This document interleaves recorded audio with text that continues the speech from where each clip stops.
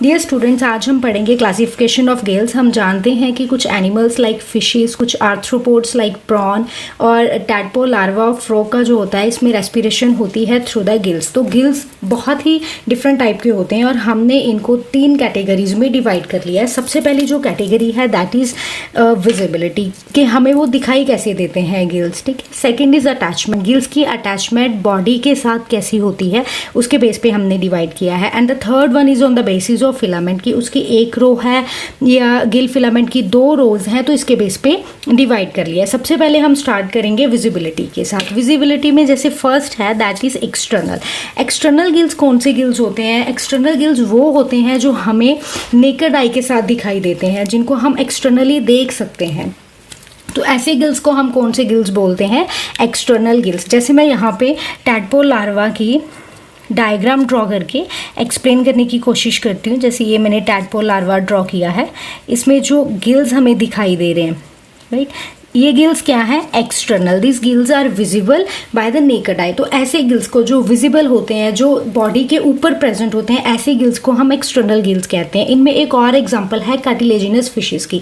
Cartilaginous fishes में जो gills रहते हैं वो कहाँ रहते हैं? Outside the body. Gill slits होते हैं जो हमें इजिली दिखाई देते हैं ऑन द बॉडी सर्फेस। तो ऐसे गिल्स को हम क्या बोलेंगे? External gill. On the other hand internal gills कौन से गिल्स होते हैं? We are not able to see such kind of gills by naked eye, ठीक है। हम एक्सटर्नली इनको देख नहीं पा रहे हैं, इनके बॉडी सरफेस के ऊपर हम देख नहीं पा रहे हैं। तो ऐसे गिल्स को हम कौन से गिल्स बोलते हैं? Internal gills, right. तो ये गिल्स किन में प्रेजेंट होते हैं? बॉनी फिशेस में ऐसे गिल्स प्रेजेंट रहते हैं और इन गिल्स को कवर करने के लिए एक स्पेशल स्ट्रक्चर होता है और उस स्ट्रक्चर को हम क्या बोलते हैं? अपर्क्यूलम। क्या बोलेंगे?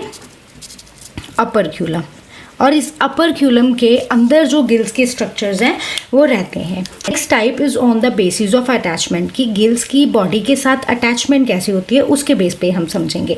सबसे पहले हम डिस्कस करेंगे अपेंडेजेस। अपेंडेजेस हमें पता है कि बहुत इंपॉर्टेंट रोल प्ले करती हैं मूवमेंट में। बॉडी अगर मूव कर रही है तो रुकने में, तो अपेंडेजेस बहुत इंपॉर्टेंट रोल प्ले करती हैं। तो अपेंडेजेस के साथ अगर गिल का कनेक्शन होगा, गिल्स जो होंगे वो अपेंडेजेस पे प्रेजेंट होंगे, तो ऐसे गिल्स को हम बोलते हैं पोडोब्रैंक।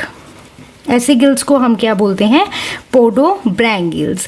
इन सम क्रस्टेशियंस उनमें क्या होता है? The attachment of gills is usually to the base of appendages. तो उनमें हम गिल्स को कौन से गिल्स बोलते हैं? पोडोब्रैंक गिल्स। अपेंडेजेस के बाद हम पढ़ेंगे यदि अटैचमेंट जो है गिल्स की वो मेम्ब्रेन के साथ होती है। कौन सी मेम्ब्रेन के साथ? ऑर्थ्रोब्रैंक मेम्ब्रेन के साथ। तो यदि अटैचमेंट उसकी ऑर्थ्रोब्रैंक मेम्ब्रेन के साथ रहेगी तो ऐसे गिल्स को हम बोलेंगे ऑर्थ्रोब्रैंक। ऐसे गिल को हम क्या बोलेंगे? ऑर्थ्रोब्रैंक गिल।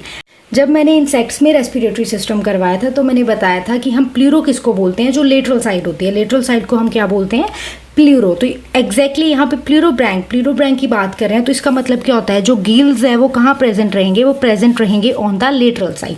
तो यदि गिल्स लेटरल साइड पे प्रेजेंट है तो ऐसे गिल्स को हम क्या बोलेंगे? प्लूरोब्रैंक। तो ये 3 टाइप्स हैं on the basis of attachment. Appendages के साथ अटैचमेंट होगी तो उसको बोलेंगे पोडोब्रैंक।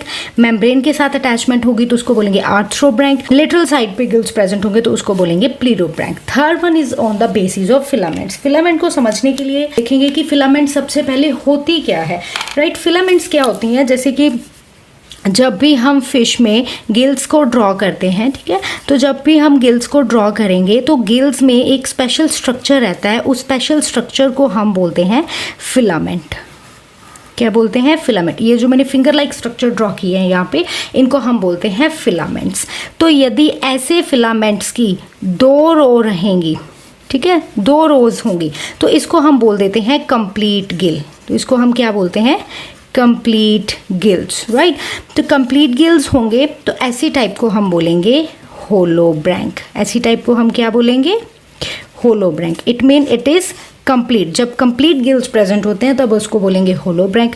ऑन द अदर साइड जब एक ही रो प्रेजेंट रहेगी, ऐसी एक ही रो बस होती है, ठीक है, फिलामेंट्स की, तो उसको हम बोल देते हैं हाफ गिल और हेमीब्रैंक। क्या बोलेंगे उसको? हाफ गिल और हेमीब्रैंक, राइट। तो ये थी क्लासिफिकेशन ऑफ गिल्स। एक बार इसको ओवरव्यू कर लेते हैं। जब हम विजिबिलिटी के बेस पे देखेंगे तो जो एक्सटर्नल गिल्स होते हैं वो बॉडी के आउटसाइड प्रेजेंट होते हैं, जो इंटरनल गिल्स होते हैं वो बॉडी के अंदर प्रेजेंट होते हैं। अपेंडेजेस जो होती हैं उसके साथ यदि उसका गिल्स का कनेक्शन रहेगा तो उसको पोडोब्रैंक बोलेंगे। मेम्ब्रेन के साथ कनेक्शन होगा तो उसको आर्थ्रोब्रैंक बोलेंगे। लेटरल साइड के साथ कनेक्शन होगा तो उसको प्लूरोब्रैंक बोलेंगे। फिलामेंट की एक रो होगी तो उसको हेमीब्रैंक बोलेंगे, और फिलामेंट की 2 रोज अगर होंगी तो उनको होलोब्रैंक बोलेंगे। This was all about the classification of gills. Thank you.